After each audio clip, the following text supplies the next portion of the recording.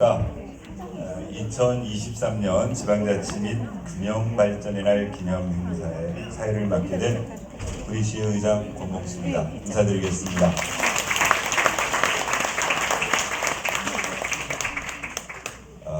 편안하게 하겠습니다. 원래 전문 MC로 하려면은 개런티를 드려야 돼서 비용 절감 차원에서 그냥 의장이 땜빵하기로 하고 사회를 맡게 됐습니다.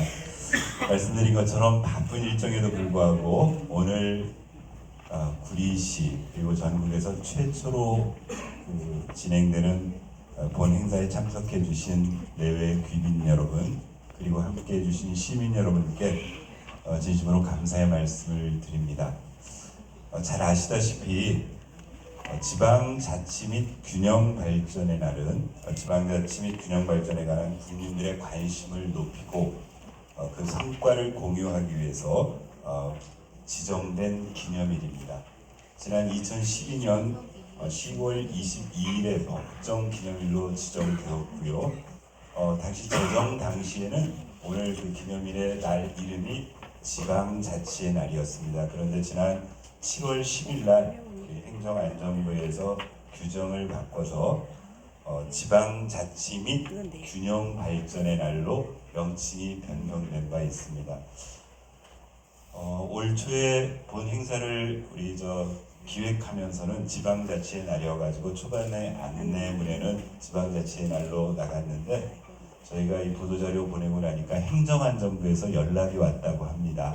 오늘 기념일의 정식 명칭이 지방자치 및 균형발전의 날이니까 정식 명칭으로 행사를 해줬으면 좋겠다. 그래서 오늘 받으신 팜플렛이나 요 행사장에 부착되어 있는 현수막에는 지방자치 및 균형발전의 날로 명기가 되어 있습니다. 이 점 혼선 없으시기를 부탁드리겠습니다. 행사 시작에 앞서서 오늘 행사, 기념행사의 진행 순서를 간략히 안내해 드리도록 하겠습니다. 잠시 후 구리시 주민자치협의회 후원으로 주민자치위원님들께서 재능 나눔으로 축하 공연을 해주실 거고요.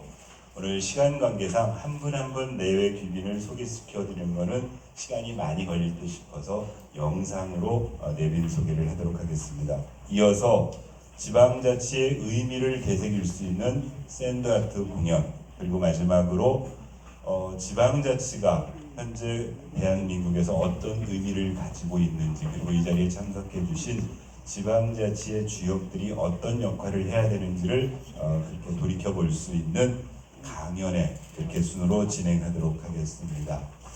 아울러서 원활한 행사 진행을 위해서 혹시 가지고 계신 핸드폰 다시 한번 확인해 주시겠습니까? 진동이나 무음, 매너 모드로 교체를 좀 해주시기를 부탁드리겠습니다. 네. 그럼 지금부터 2023년 지방자치 및 균형발전의 날 기념행사를 시작하겠습니다.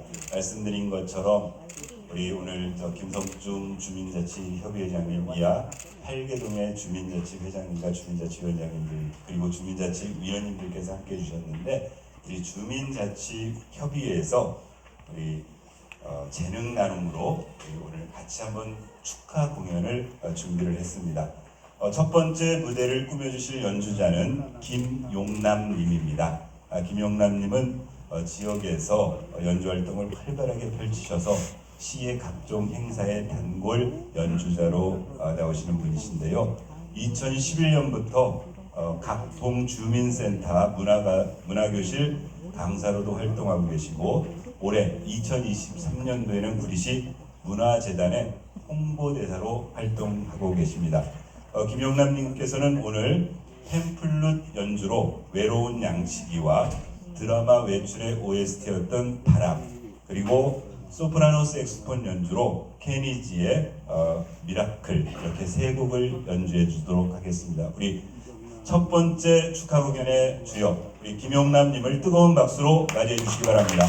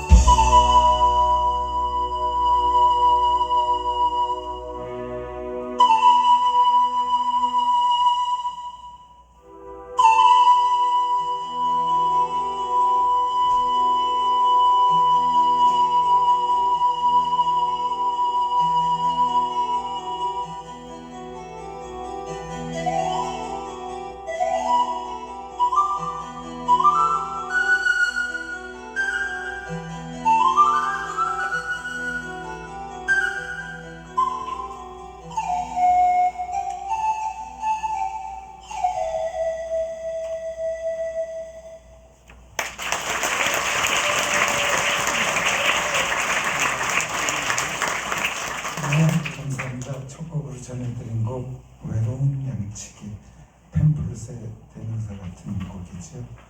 두 번째 곡은 드라마 외출 드라마의 OST로 삽입됐던 바람이란 곡입니다. 원곡은 하모니카 연주곡인데 오늘은 펜플룻 연주로 감상하시겠습니다.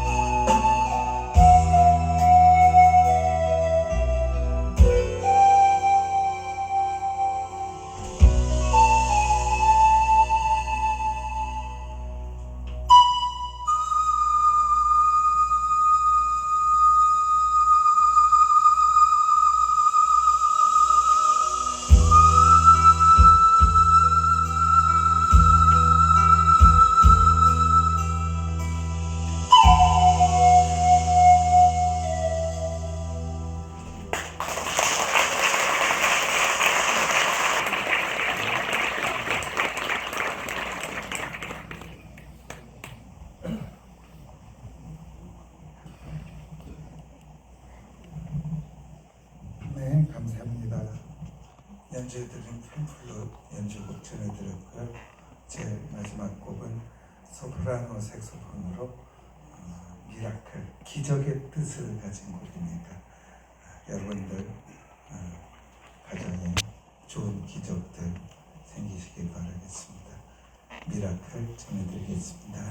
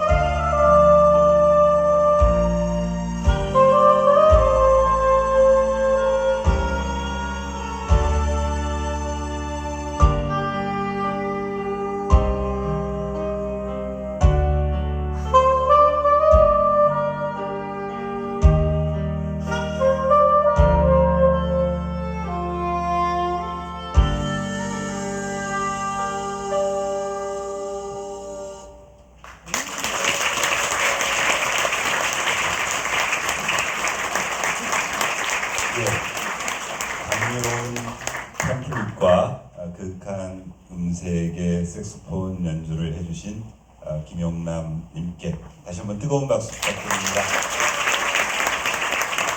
노래 준비하는 동안에 불 켜주셔서 혹시 저 뒤쪽에 서 계신 분들은 앞쪽에 자리가 잘 마련되어 있습니다. 내려와서 앉으실 수 있도록 잠깐 저기 해주시면 좋을 것 같고요. 지금 방금 연주해 주신 김용남님은 아까 설명드렸던 것처럼 주민자치센터에서 강사로 활동도 하시고 지역의 여러 문화 행사 때마다 좋은 음악을 들려주시고 계십니다. 또한 약간 시간을 끌기 위해서 얘기하자면은 저녁에는 사모님이 운영하시는 고깃집에서 숯불 피우는 그런 역할을 하고 계시니까 이용해 주셔도 될 것 같습니다. 다음 순서는 소프라노 박미용님의 무대입니다. 소프라노 박미용님은 현재 수택 이동 주민자치위원 그리고 하늘소리 합창단의 단무장으로 활동하고 계시면서 지역의 문화 발전을 위해 노력하고 계시는 분입니다.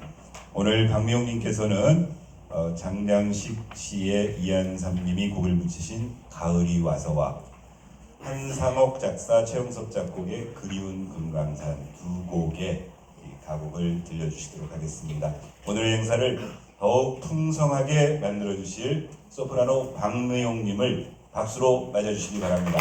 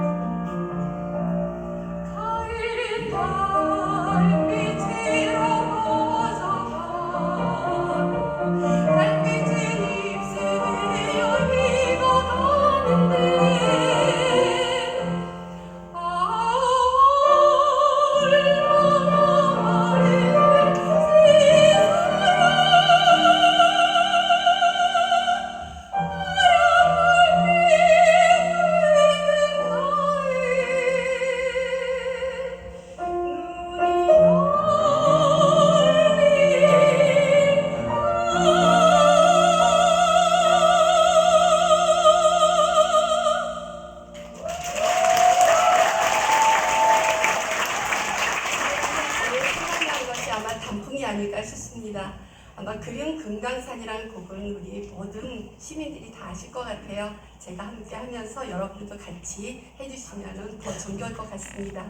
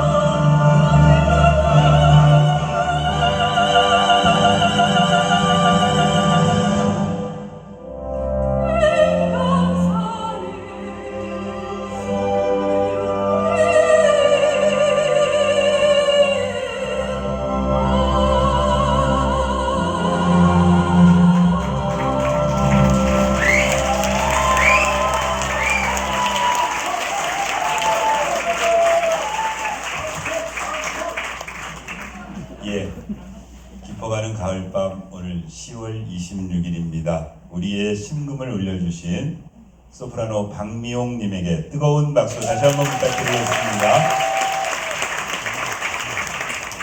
타이트한 시간 관계상 앵콜을 받지 못하는 점 양해해 주시기 바랍니다.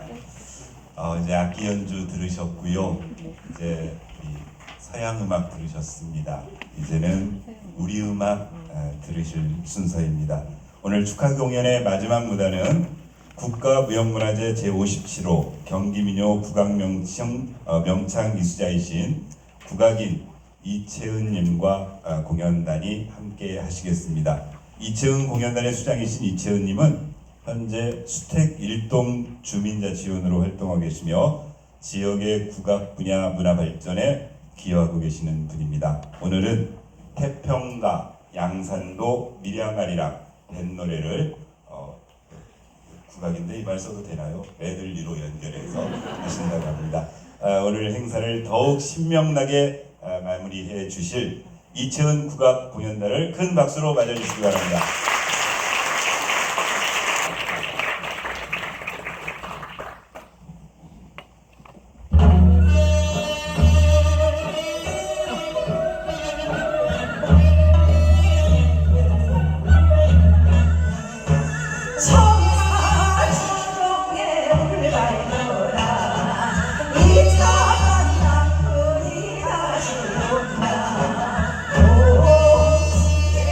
공수가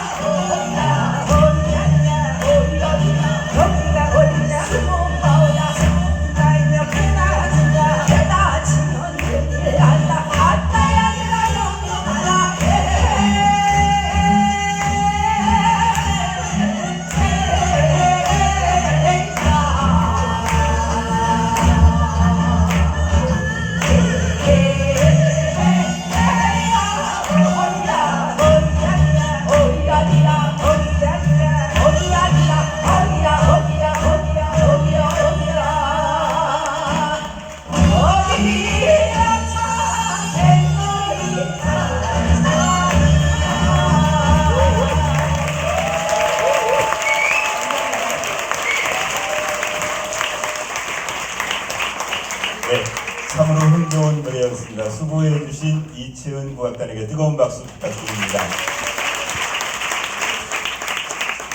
이상으로 축하 공연을 마치겠습니다. 그 옆에 앉아서 그 행사 진행 큐시트를 보다 보니까 이 무대를 꾸미는 감독님들이 가슴이 빡겠다는 생각이 들었습니다. 원래 예정보다 시간이 늘어지면 이걸 어떻게 처리해야 될까 이런 생각이 듭니다. 다음으로 오늘 기념 행사를 축하해 주시고 또 준비하여 주신 분들을 소개하는 시간을 갖도록 하겠습니다. 한 분 한 분 소개해 드리는 것이 예의인데 도저히 시간 관계상 영상으로 준비를 했습니다. 영상을 보시면서 관전 포인트가 두 가지가 있습니다. 지금의 구리시의 지방자치가 있기까지 오늘을 이끌어 가시는, 그래서 오늘 지방자치 기념행사에 꼭 참석하셔야 될 분들을 영상으로 준비를 했었는데요. 오늘 그분들 중에 누가 안 오셨나를 한번 찾아보시는 게 관전 포인트고요. 두 번째는 오늘 내빈 속에 많은 분들의 이름이 등장합니다. 혹시 내 이름이 어느 파트에 들어있는가를 찾는 것도 또 하나의 관전 포인트겠습니다. 자, 영상으로 준비가 되셨나요? 네, 영상으로 내빈 오늘 참석하신 분들 소개 영상을 같이 보시겠습니다.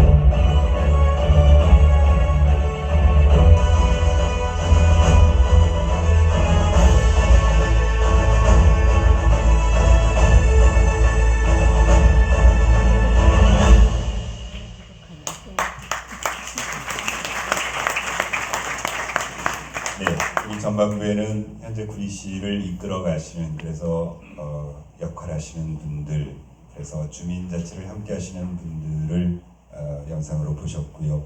후반부에는 실제로 오늘 행사를 이끌어가는 분들을 자막으로 보셨습니다. 아시겠지만 의정동호회는 그동안 구리시 의회를 이끌어왔던 1대부터 8대까지 역대 의원을 역임하셨던 분들의 단체입니다. 그분들의 역사가 구리시 주민자치 역사를 이끌어왔고요. 현재는 우리 9대 구리시의회 의원님들과 그리고 이 자리에 함께 계신 경기도 의원님들, 그리고 또 하나는 더 주민 풀뿌리 민주주의를 구현하기 위해서 각동 현장에서 일하고 활동하고 계시는 주민자치회와 주민자치위원회에서 활동하고 계시는 분들, 그분들이 오늘 지방자치 및 균형 발전의 날의 주역이라고 생각되어져서 영상으로 소개해 드렸습니다. 이외에도 많은 분들이 참석해 주셨는데 미리 준비하는 관계로 따로 소개하지 못한 점을 양해해 주시기를 바랍니다.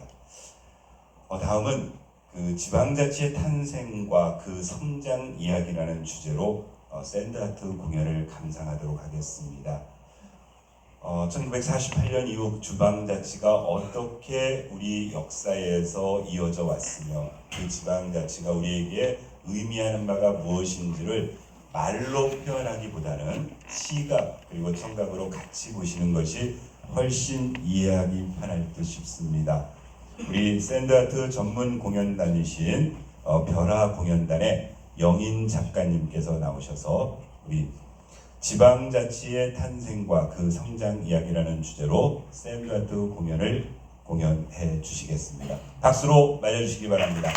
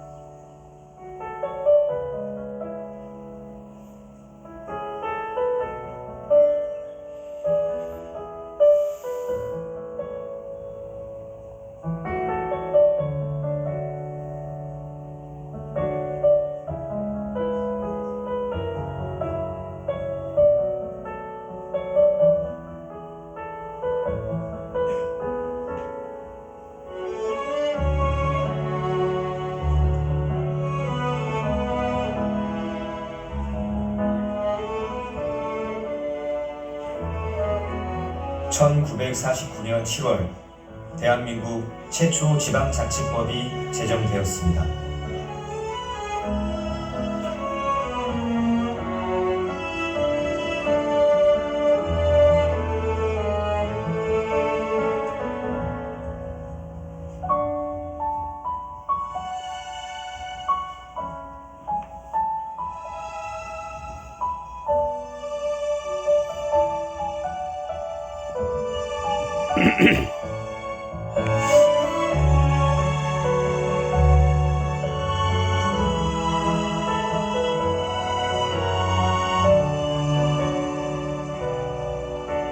그러나 지방자치가 뿌리 내리기도 전에 1961년 5월 16일 군사종변으로 인해 지방의회는 강제 해산되고야 말았습니다.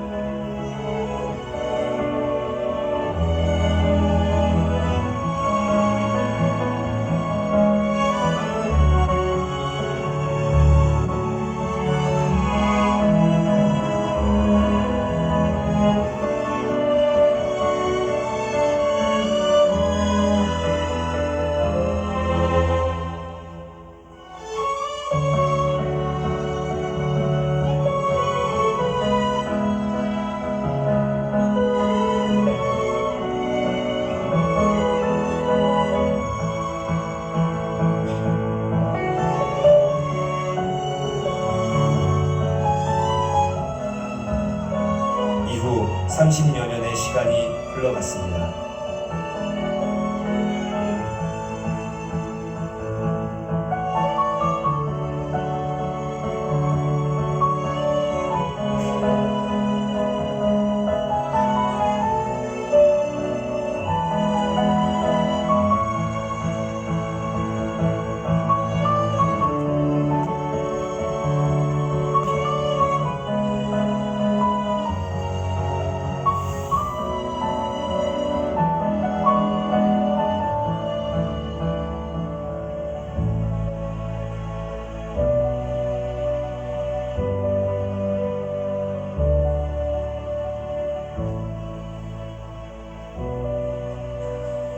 (1987년 10월 28일) 제9차 헌법 개정 지방자치의 날.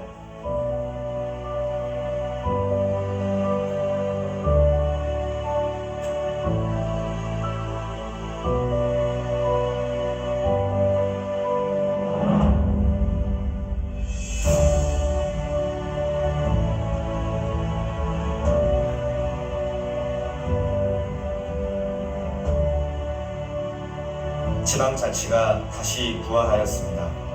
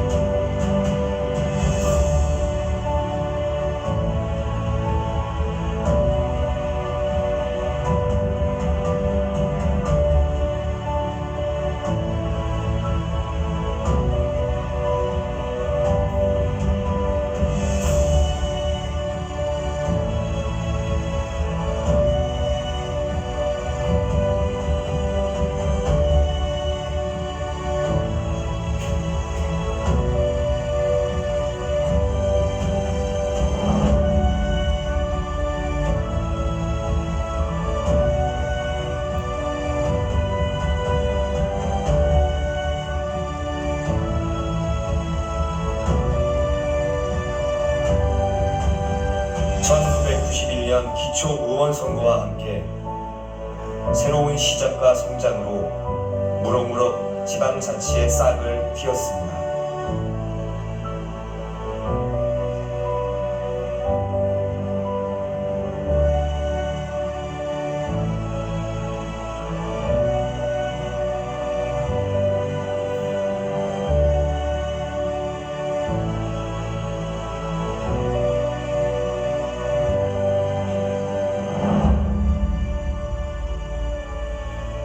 풀뿌리 민주주의를 실현하게 되었습니다.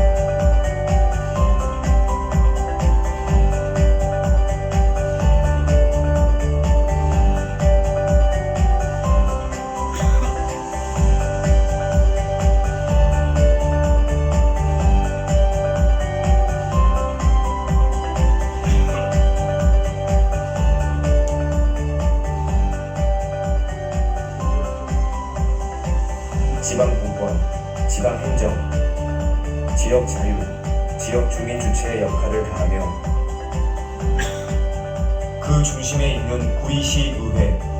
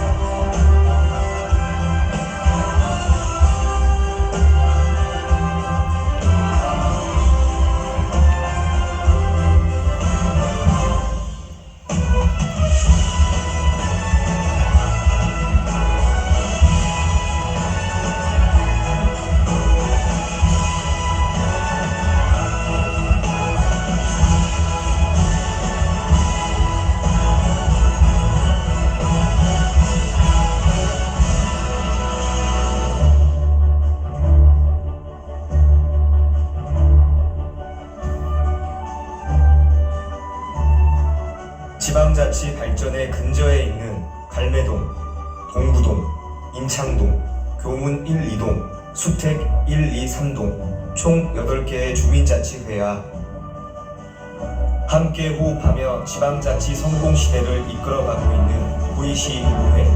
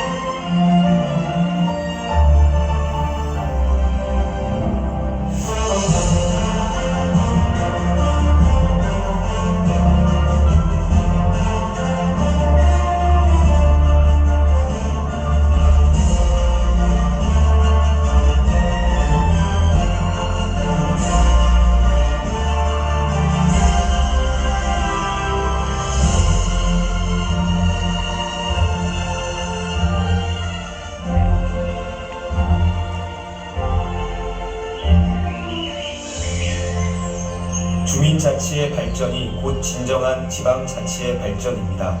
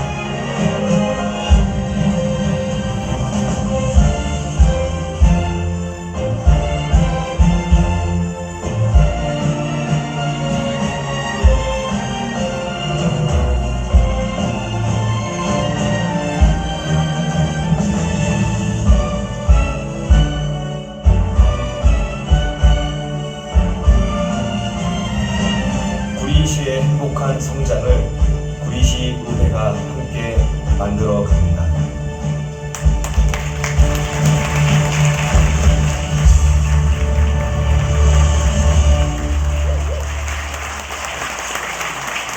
예, 정말 가슴 뿌듯하고 감동적인 샌드아트 공연이라고 생각했는데 여러분들은 어떠셨는지 모르겠습니다. 멋지고 감동적인 샌드아트 공연을 펼쳐주신 영인 작가님이야 공연단 여러분에게 뜨거운 박수 부탁드립니다.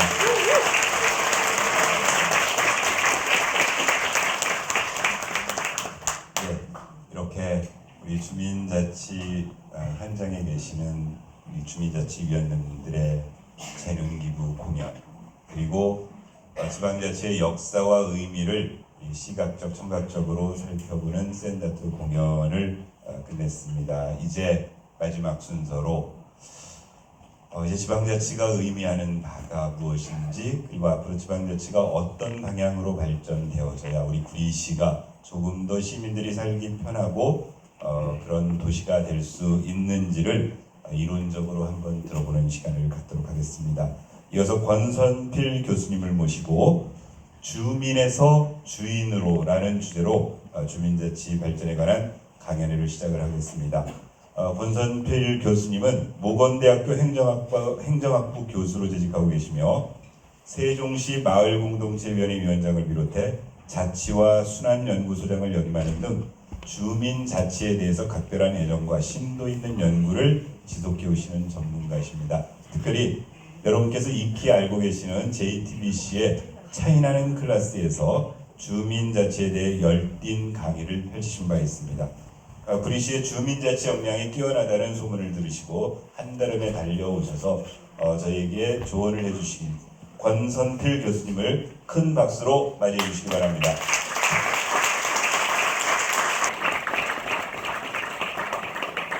예, 방금 소개받은 권선필 교수입니다. 순서가 조금 이렇게 바뀌었으면 좋겠다는 생각이 들었습니다. 딱딱한 얘기를 마지막에 하는 게 아니라 제일 처음에 하고서 공연을 봤습니다는 그런 생각을 했고요. 어쨌든 제가 TV 방송할 때 한 번도 NG 없이 처음부터 끝까지 다 진행을 했었는데요. 차이나는 클래스도 한 번도 NG 없이 처음부터 끝까지 다 했고, 이쪽에 최강의 1교시 혹시 보신 분 있는지 모르겠습니다만 2시간짜리 하는데도 한 번도 쉬지 않고서 그냥 내일 강의를 해가지고 간단히 끝낸 적이 있었는데요. 사실은 제가 강의를 하기보다는 이렇게 워크숍을 하는 걸 훨씬 더 좋아합니다. 그 이유는 일방적으로 생각을 전달하는 게 아니라 상호 소통하는 게 훨씬 더 필요하다고 생각해서 그렇게 강의를 해왔는데요. 오늘 몇 가지 주민 자치에 관한 얘기를 사실 몇 가지 하려고 준비를 했습니다. 개인적으로 제가 주민자치를 전공을 하지는 않았습니다. 원래 대학에서 행정학을 공부를 했지만 대학원에서 미국에서 공부할 때 저는 정치 철학을 공부를 했습니다. 근데 미국에서 공부하고 와가지고 제가 여기 이 가운데 요게 전데요. 여기 있는 게 접니다. 벌써 25년이 됐네요. 한참 젊었을 때 시골을 아마 여기 구리와 비슷한 그런 느낌이라는 생각이 들었습니다. 25년 전에 대전에서 논산하고 경계가 있는 시골 마을에 들어가서 살게 됐는데 거기서 마을 가꾸기를 제가 직접 이렇게 했었습니다. 그래서 그때 이제 명절 때 사진을 이렇게 동네 분들하고 전부 같이 사진을 찍어가지고 이렇게 크게 만들어서 붙여놓고 뭐 이렇게 했었고요. 이 사업을 하면서 이렇게 담장 바꾸기라든가 담장에 이렇게 작가들이 사실 요즘엔 뭐 다 유행하고 있지만 아마 전국에서 처음 이렇게 지금도 이런 담장은 없는 것 같아요. 없을 수밖에 없는 게 작가분들이 직접 만드셔가지고 한 담장이었습니다. 그리고 그 당시에 2007년, 8년에 시골에 이런 마을회관을 줬어요. 지금도 거의 보기 힘든 이런 건물인 것 같습니다. 제가 이걸 하면서 이 마을 가꾸기를 하면서 사실은 이제 여러 가지 의미가 있는 그런 사업을 하면서 결론은 뭐였냐면은 완전한 실패라고 하는 게 이제 결론입니다. 그때부터 이 마을에 대한 거, 주민들이랑 어떻게 같이 살 건가 이런 고민을 사실은 이때부터 시작을 했습니다. 죽을 고생을 해가지고 이걸 사실 줬거든요. 죽을 고생을 했다는 얘기는 불가능한 일이었습니다. 그때.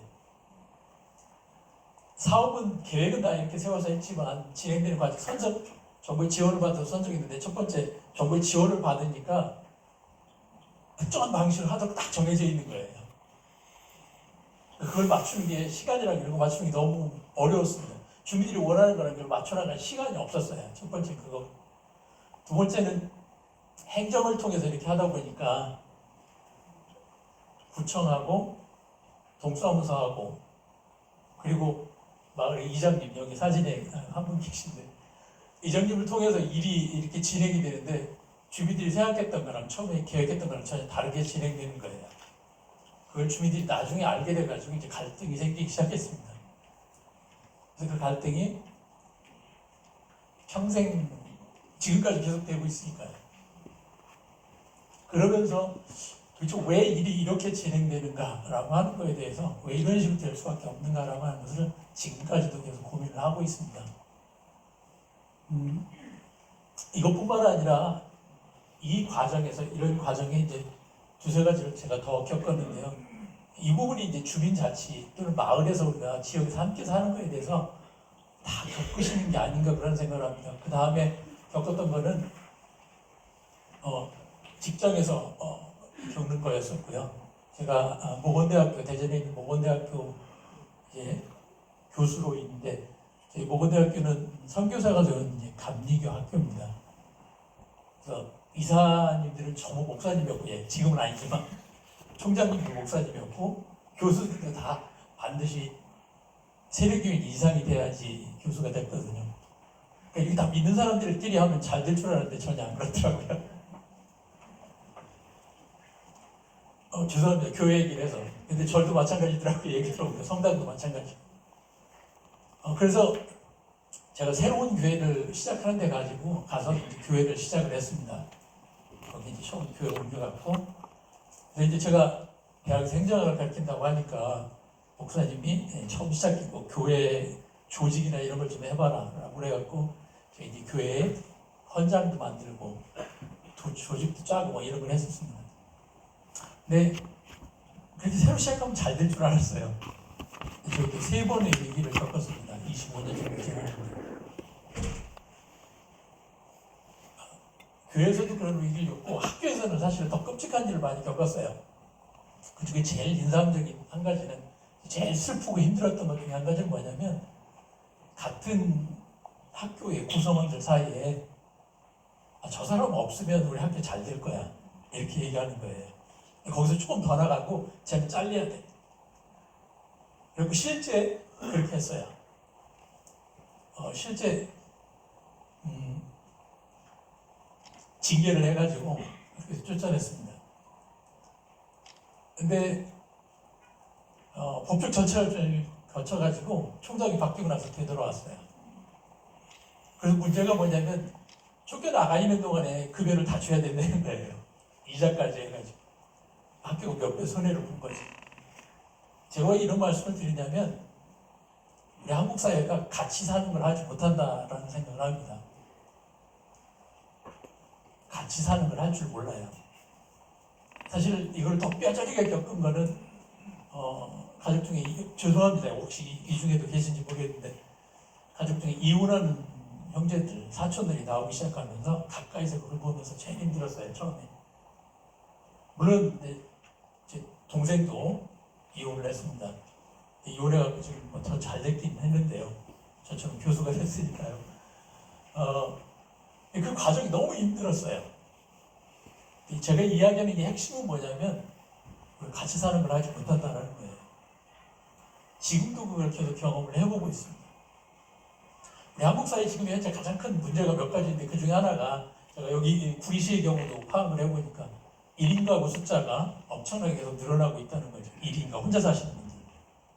혼자 사시는 분들이 크게 세 종류가 있습니다. 젊은 친구들이 혼자 살아요.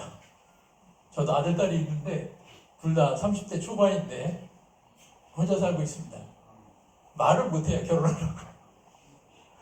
두 번째는 이제 돌싱 되는 분들이 많이 있죠. 이게 이제 30, 40대, 50대까지 뭐 많습니다. 최근에도 주변에 이렇게 부부간 갈라서는 분들 때문에 상담이라든가 이렇게 도와주는 그런 사례를 보면서 너무너무 힘들거든요. 그 과정이.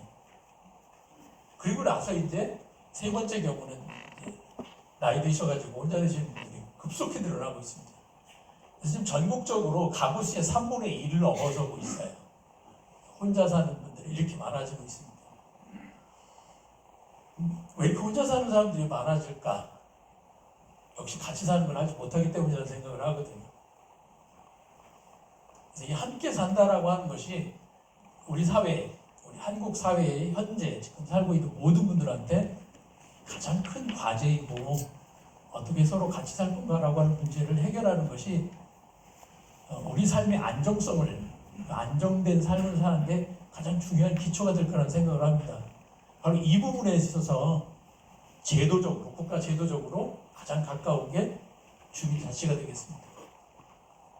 동네자치라고 하는 거죠.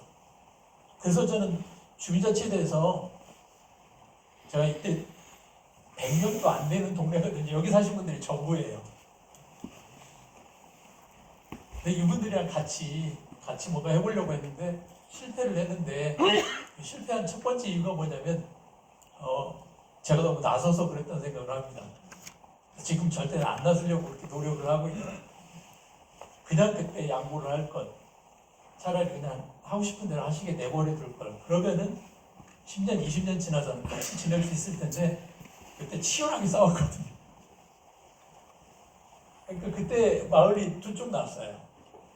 저는 괜찮은데 여기 계신 여기 다 돌아가셨습니다. 지금 여기 계신 분 중에 이 두 분이 작가고 제 옆에 있는 세 분이 동네 어르신들이었는데 다 돌아가셨어요.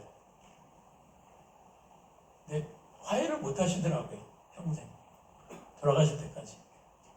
그래서 지금 최근에 저는 어디 가서 그 얘기가 절대 동네에서 싸우면 안 된다. 차라리 양보해라.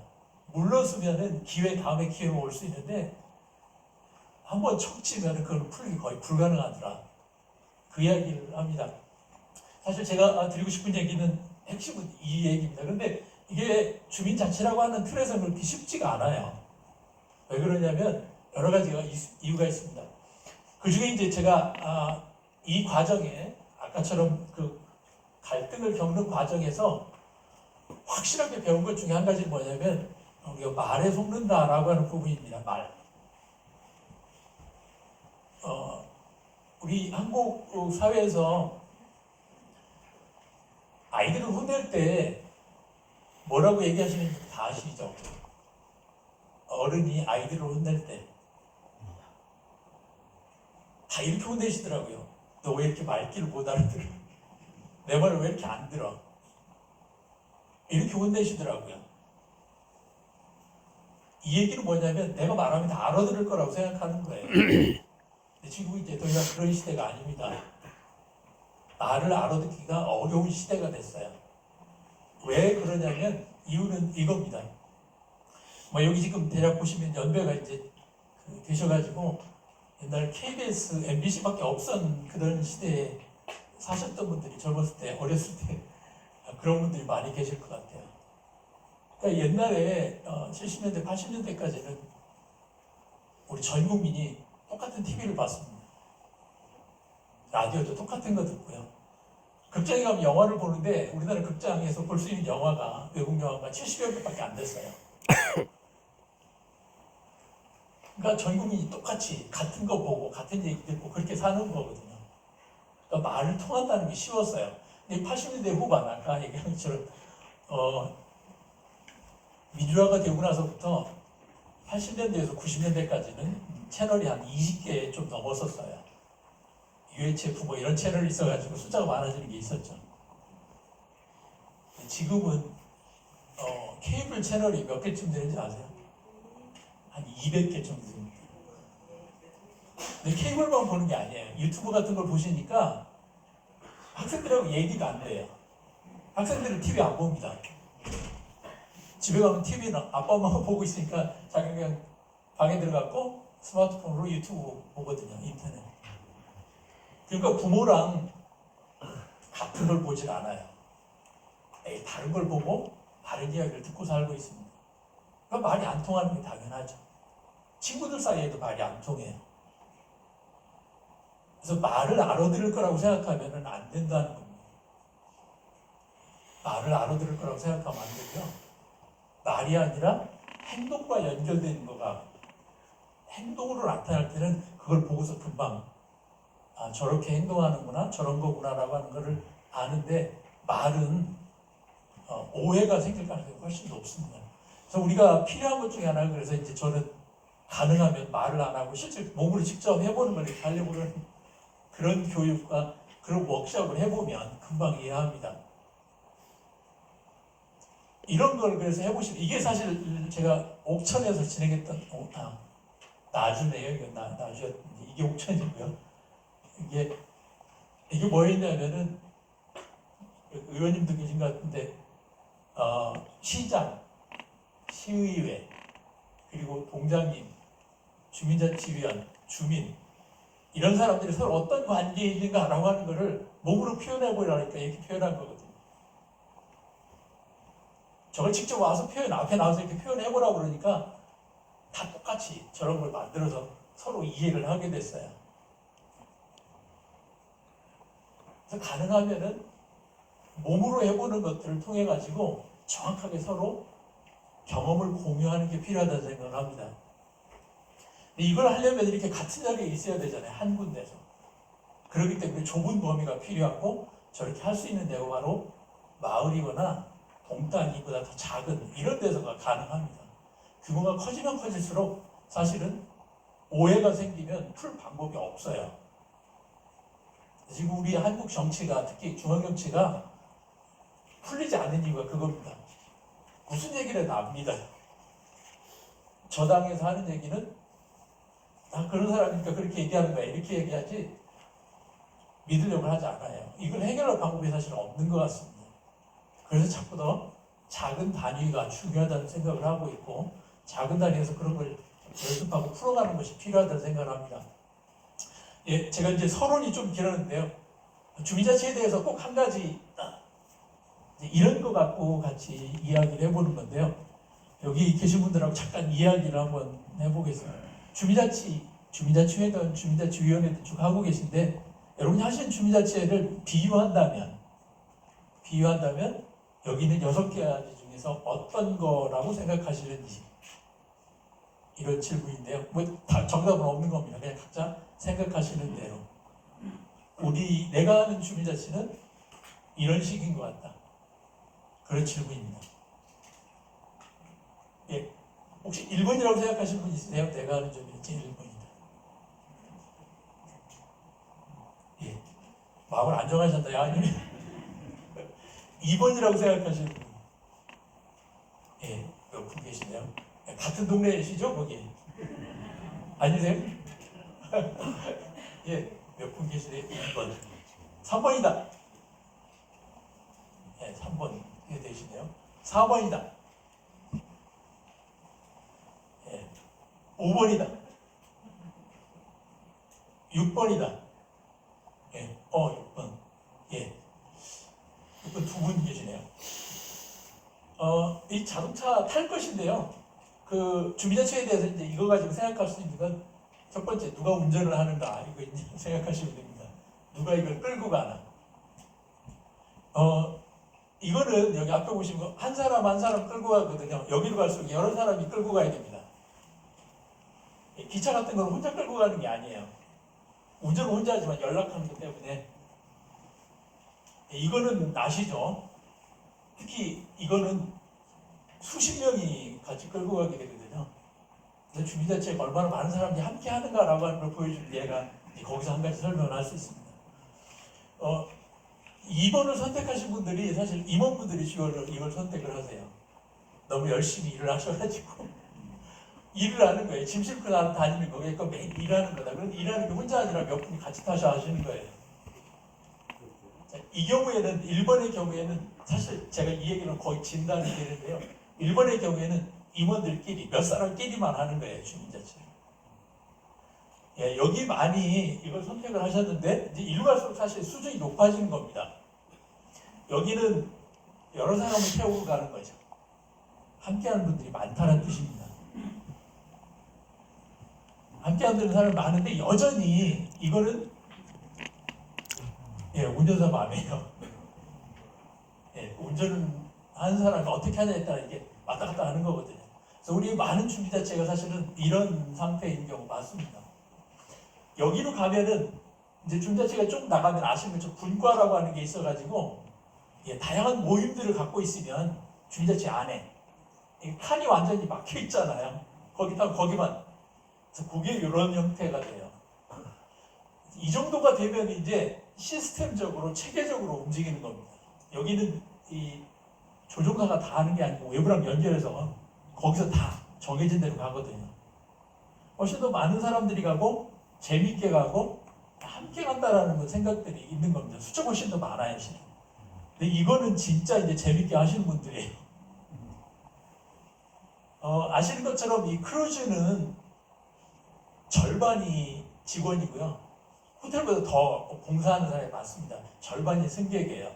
사실 누가 승객이고 누가 종업원인지 일하는 사람인지 모를 정도로 많은 사람이 함께 가는 거거든요.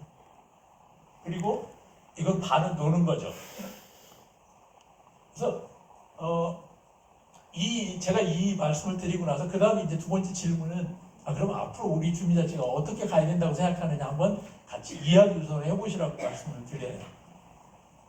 그러면 이제 고르는 거죠. 여기서 이건 아니야. 그럼 대부분 현재 선택한 것과 다른 걸 선택을 하세요. 바로 이 부분이 중요한 부분입니다. 현재 우리가 어떤지라고 하는 걸 알고서 어떤 방향으로 변해가야 되는지에 대해서 같이 공감대가 있으면 일하기가 쉽거든요. 바로 이런 부분이 저는 이제 주민자치에서 대단히 중요한 부분이라고 생각합니다.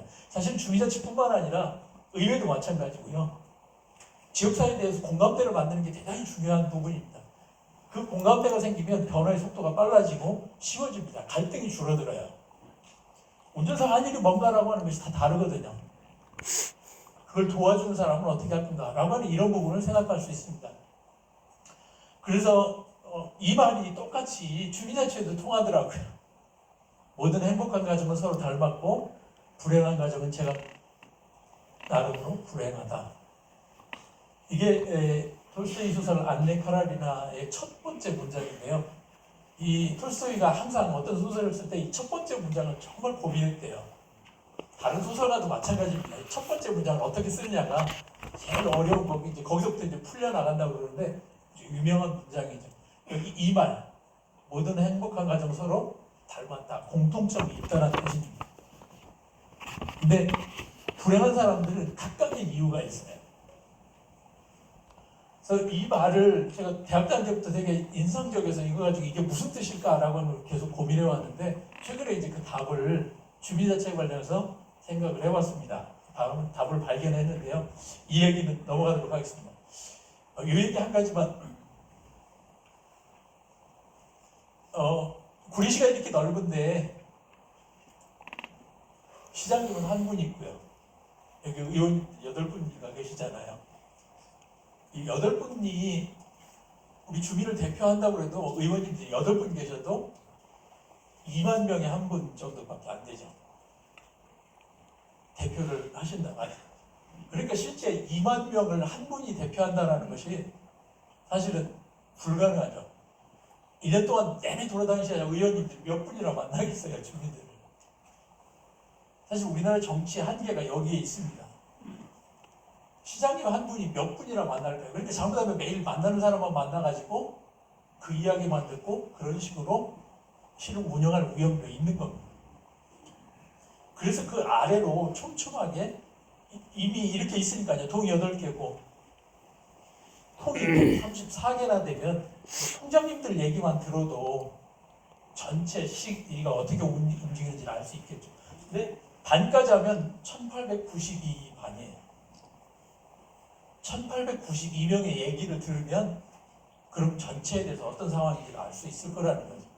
이 이야기를 어떻게 아래서부터 잘 들어서 오해로 연결시킬 건가라고 하는 것이 실제 지역을 변화시키는 데 아주 중요한 과제라고 생각을 합니다. 무슨 일을 하느냐보다 이렇게 연결을 잘 연결해내는 것이 더 중요하다는 생각을 하고 그 부분이 주민자치와 관련이 있는 부분입니다. 앞에 영상 샌다트를 보셨을 때 우리가 자치라고 하는 건 지방자치라고 하는 거는 광역하고 기초까지 여기까지만 지방자치라고 하는 거고요. 그 밑에가 바로 주민자치라고 하는 부분입니다. 그러니까 거기는 주민자치는 읍면동뿐만 아니라 통반 이런 게 다 들어가는 거죠. 그러니까 이 부분도 새로운 방식으로 위에 해온 것처럼 우리가 위에서부터 내려왔거든요. 그거를 밑에서부터 이렇게 이제 연결하는 게 필요하고 사실은 이제 위에보다 밑에가 훨씬 더 중요하다라고 생각을 합니다. 아래쪽을 잘 되는 게. 그래서 주민자치가 꼭 필요한 거거든요.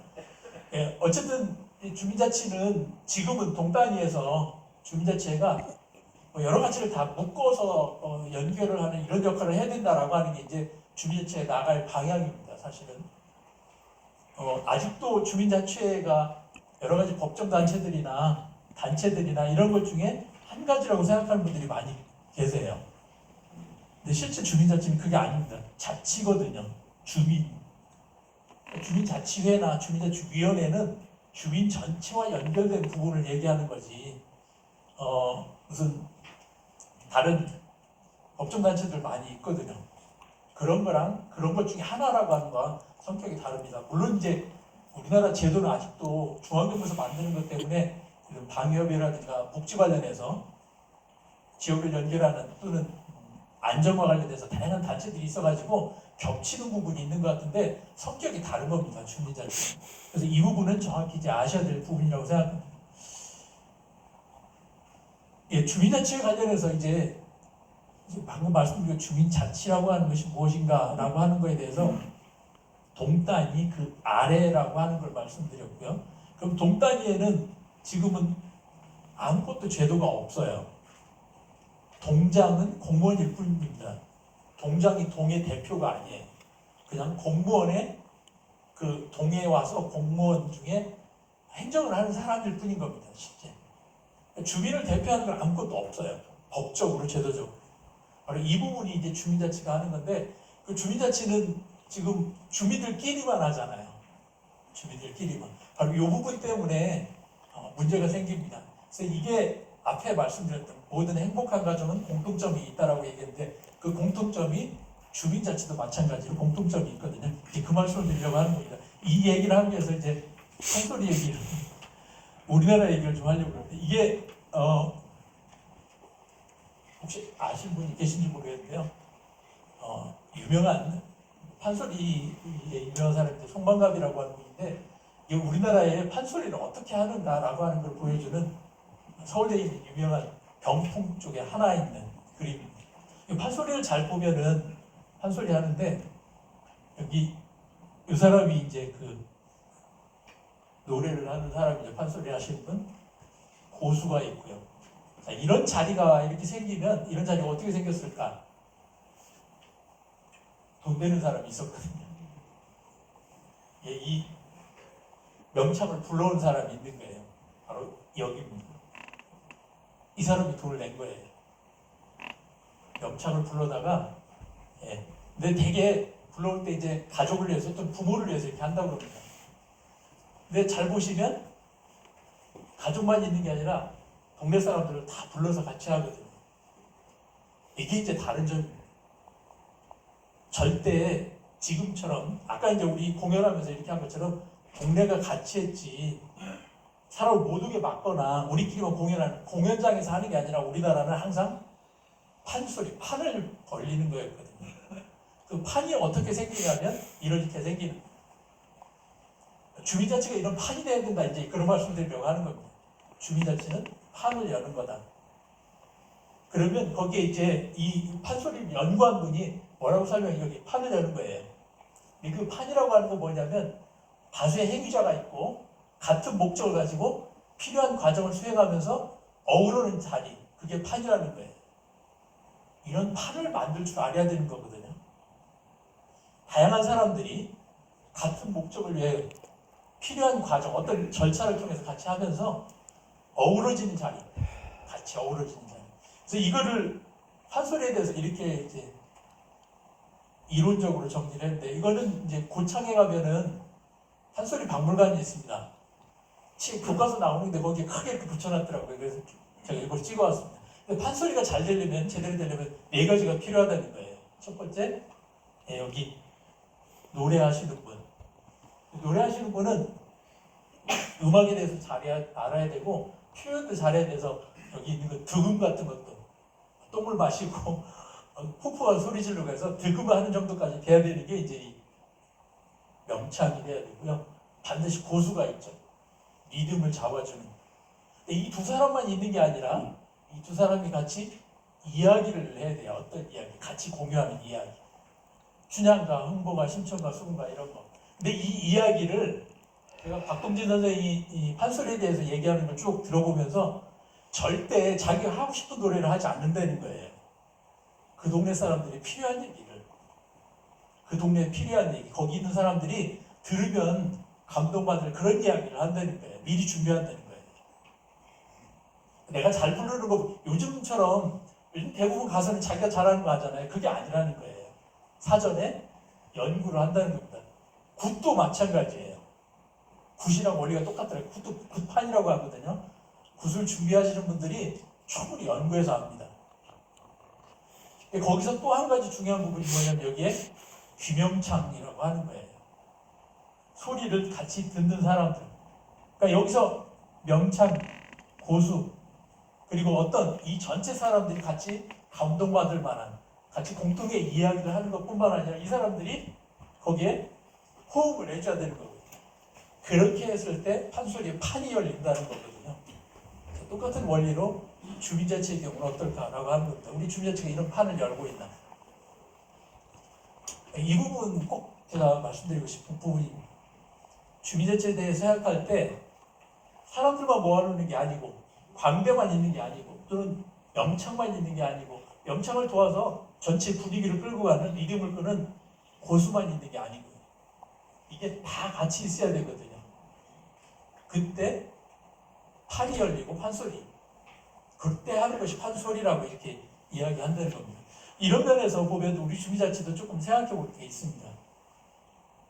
이 네 가지를 다 갖췄을 때 주민자치가 잘 된다고 생각을 합니다.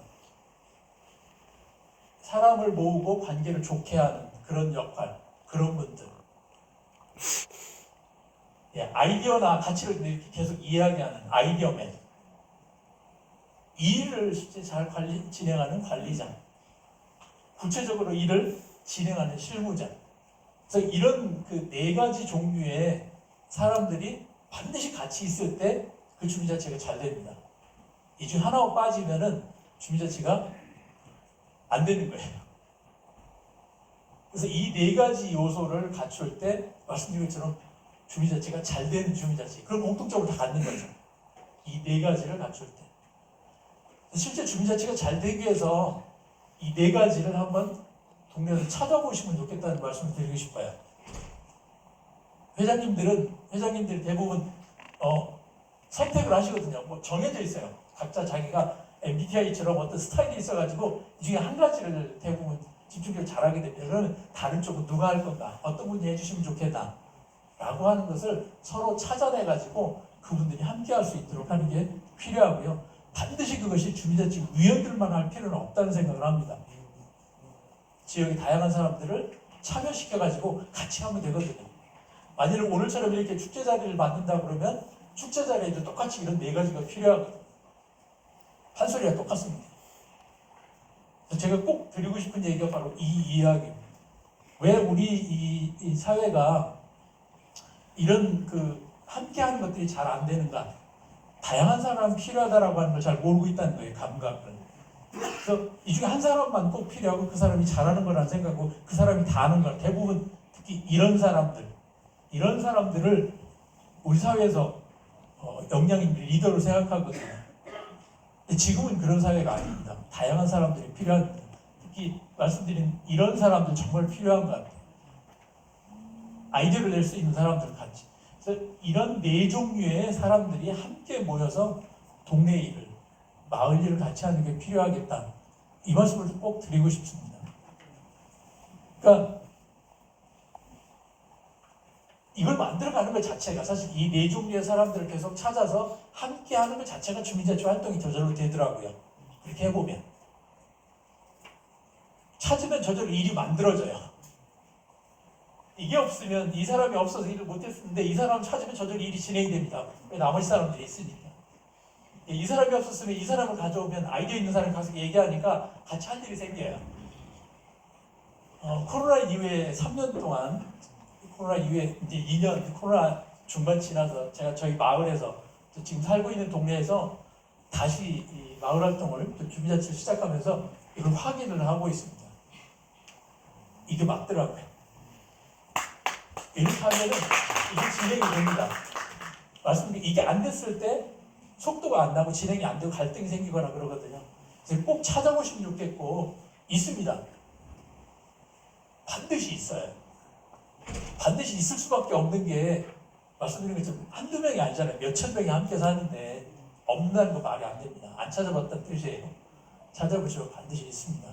찾으셔가지고 이런 틀을 이렇게 서로 만나는 자리, 같이 이야기하고자 서로를 인정하는 자리를 만들면 분명히 우리 주민자치가 현재보다 나아지고 무엇인가 만들어낼 수 있고 관계도 좋아지고 일도 진행이 되고 실제 구체적으로 뭔가 벌어지고 새로운 것을 할 수 있는 그런 상황이 생긴다고 생각합니다. 그래서 이 틀을 한번 생각해 보시고 우리 주민자치 안에는 어떤 것이 취약한가, 어느 부분이 좀 부족한가 라고 하는 걸 찾아가지고 그걸 채우시면 좋을 것 같습니다. 실제로 우리 이 얘기 한 가지만 마지막 말씀드리면 될 것 같습니다. 좋은 주민자치에는 이제 실제 진행은 이렇게 협력하는 거, 그리고 구체적으로 우리의 문제를 해결하는 거, 다양성을 수용하는 거, 학대를 배우는 거, 그리고 자발성과 책임, 스스로 하는 게 필요합니다. 특히 이 말씀을 드리고 싶습니다. 가장 부족한 부분인데요.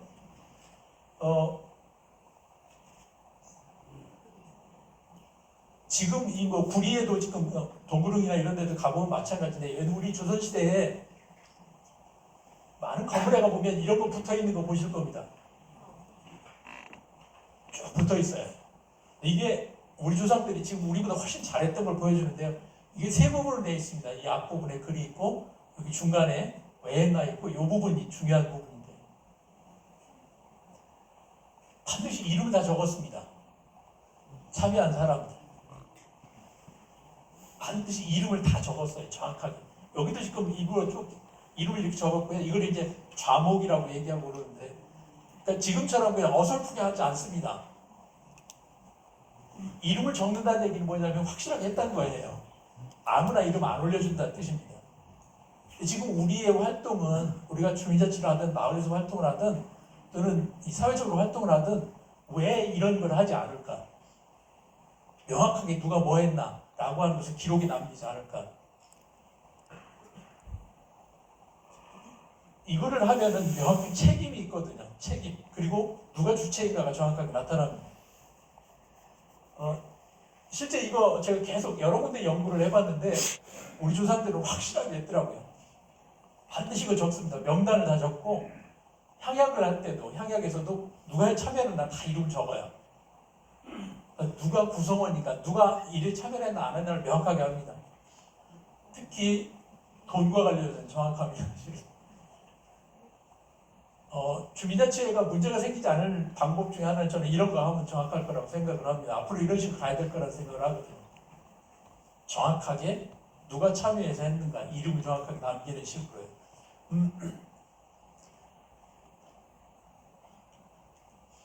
실제 이제 요 한 가지 말씀드리면 이게 서유구란 분이 우리 여기 구리와도 가까이 관계가 있는 분인데 조선시대에 마을에서의 무슨 일을 하고 있나, 동네에서 무슨 일을 하고 있는가에 관해서 향례지라고 하는 책을 썼습니다.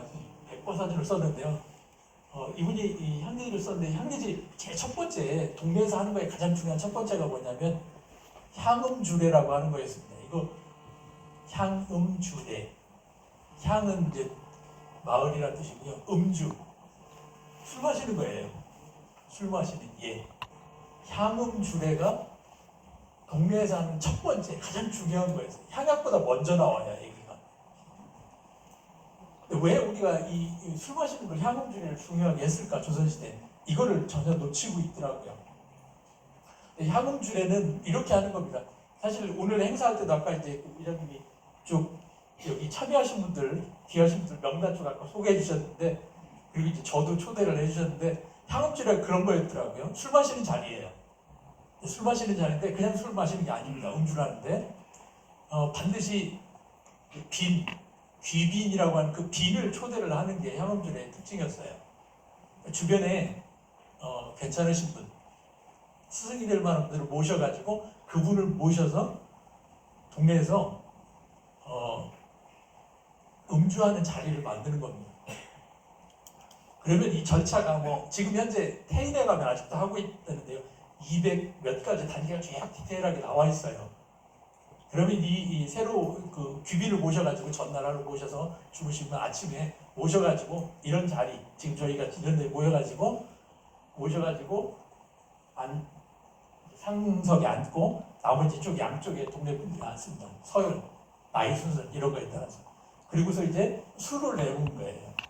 그럼 술을 다 들어가면서 권하고 받고 마시고 하는 거 합니다.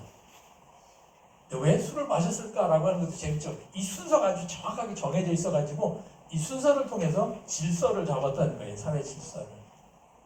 바로 이게 우리 회식 문화의 원조입니다. 그걸 다 우리가 지금 놓치고 있어서 못하는 건데 어쨌든 그러고 나서 이제 음악도 듣고 시도 짓고 뭐 이렇게 하는 걸 같이 하거든요. 근데 이걸 함께 한다는 게 되게 중요한 부분인 것 같습니다. 우리의 질서 있게 무슨 일인가 함께 한다라고 하는 것이 꼭 해봐야 될. 그러니까 지금 오늘 이런 자리 같은 걸 이제 구리시 전체에서 한다면은 사실은 위원회가 만들어져 가지고 거기서 어떤 식으로 진행할 걸 같이 논의한 다음에 돈은 누가 되고 순서는 누가 맡고 다 정해가지고 그렇게 같이 하는 자리를 하는 거예요. 바로 이걸 반복하는 걸 통해서 지역이 어떻게 협력할 건가라고 하는 걸 계속 연습을 했더라고요. 그래서 이 부분 제가 이제 왜 이 말씀 드리냐면 우리 조상들이 했던 거에 비해서 우리가 너무 모르는 거예요. 우리는 예의 나라 했거든요. 예전, 예법. 그래서 그걸 잘 알아가지고 거기에 다양한 사회적 가치를 담아서 했었는데 우리는 그걸 전부 다 잊어가지고 지금은 남들이 정해주는 거로 하거든요. 그래서 이런 향엄주례라든가 잔치, 결혼식,婚礼, 그 다음에 굿, 다 법도가 있어가지고 그거에 따라서 했었습니다. 그 법도라고 하는 것이 정해진 게 아니라 원칙은 있지만 동네에서 계속 그걸 응용해가지고 만드는 것, 상황에 맞춰서 계속 다른 식으로 하더라고요. 그래서 이 부분이 우리가 배워야 될 중요한 부분 중에 하나라는 생각을 했습니다. 시간 관계상 다른 건 넘어가고 이 부분 아까 말씀드린 것처럼 구리시에서 이제 주민자치사 같이 지역의 문제 해결할 걸 생각해보자. 동딴지마다 다 문제가 다르더라고요. 30년 이상 된 노후주택, 여기 이렇게 많습니다. 주택 이동. 어린이집 분포는 여기만 많이 있어요. 나머지는 또 어린이집 문제를 겪고 있는 동네가 달라요. 그럼 그 동네는 스스로 해결할 문제가 다르다는 거예요. 농업가구수, 여기만 농업하시는 분들이 많거든요. 거의 여기 농업 문제가 있어요. 다른 데도 농업 문제가 없고. 무슨 말씀이냐면 동네마다 문제가 다르다는 거예요. 그러니까 그 문제를 스스로 해결하기 위해서 같이 노력하고 같이 협력을 해야 된다는 말씀을 드리는 겁니다. 그래서 주민자치가 필요해요. 그 동네 분들이 우리 동네에 맞는 문제를 찾아서 해결하는 게 필요합니다. 생활 문제를 해결하는 거고요. 실제 이제 저희 동네에서도 이게 산불 나가지고 저희 동네 제가 직접 찍은 사진인데 저는 산불이 났었습니다. 이렇게 타더라고요. 동네 아이들이 그린 사진이에요. 이런 문제를 겪으니까 이 문제를 어떻게 해결할 건가, 동네에서 어떻게 이런 위기에 대응할 건가 또 방법을 같이 이야기를 해야 되더라고요. 다양성에 대한 문제, 실제는 동네마다 문제가 다 다릅니다. 그리고 그 문제의 종류도 되게 많아서 이런 거 같이 해결하지 않으면, 같이 해결하려고 노력하지 않으면은 속도가 늦어집니다. 동네에 합의가 있으면 행정에서 빨리빨리 대응이 되는데 합의가 없으면 대응이 늦어지거든요. 그런 부분도 생각해 보시면 좋겠습니다. 마지막으로 이 말씀 한 가지, 주민자치가 잘 되려면은 이런 걸 생각해 보면 좋겠다. 법륜 스님이 우리가 어떤 일을 할 때 사회적으로 의미 있는 일을 할 때 이 세 가지를 꼭 얘기하신다고 그래요. 첫 번째, 가장 어려운 사람을 도와는. 근데 그냥 돕는 게 아니라 상대방의 동의를 얻으라는 거예요. 내가 도와줄 테니까 도움을 받겠냐고. 이게 중요한 부분이죠. 그 다음에 세 번째로는 혼자서는 다 할 수 없으니까 저때 한 번에 끝내거나 혼자서 다 하려고 생각하지 말라. 이 얘기를 하시더라고요. 그래서 주민자치가 이렇게 접근을 하면은 우리 동네에서 가장 어려운 사람이 누군가, 어려운 부분이 무엇인가, 그리고 그걸 해결하기 위해서 우리가 이런 걸 할 텐데 괜찮으세요? 라고 얘기해 보는 거죠. 그리고서 그것이 끝이 아니라 우리가 이걸로 끝나는 게 아니고 우리가 다 하는 것도 아니다. 지금 할 수 있는 것만 하는 거다라는 그런 생각을 가지고 접근을 하면 그 동네의 품격이, 수준이 계속 올라갈 거라는 거예요. 그래서 봉사활동을 하신다는 거거든요. 외국에 나가서. 주민자치도들은 똑같이 이렇게 접근해야 된다고 생각합니다. 그러면 그 동네의 수준이 가장 낮은 데부터 올라가면 전체가 올라가는 거거든요. 다른 게 올라가도 가장 낮은 부분이 바뀌지 않으면 그 동네 수준은 그 수준인 거예요. 가장 낮은 수준. 되게 낮은 부분에 관심을 가지고 활동을 하시면 좋겠다 이런 생각을 합니다. 다들 열심히 지역에서 활동하시는 분들이기 때문에 제가 드린 이야기가 도움이 될지 모르겠습니다. 그렇지만 우리가 현재 마을에서 함께 사는 것, 또 지역에서 주민자치 참여하시는 것이 어떤 의미가 있나, 앞으로 어떤 방향으로 하면 좋을 건가 이런 걸 생각하는 자리가 되었으면 좋겠습니다. 고맙습니다.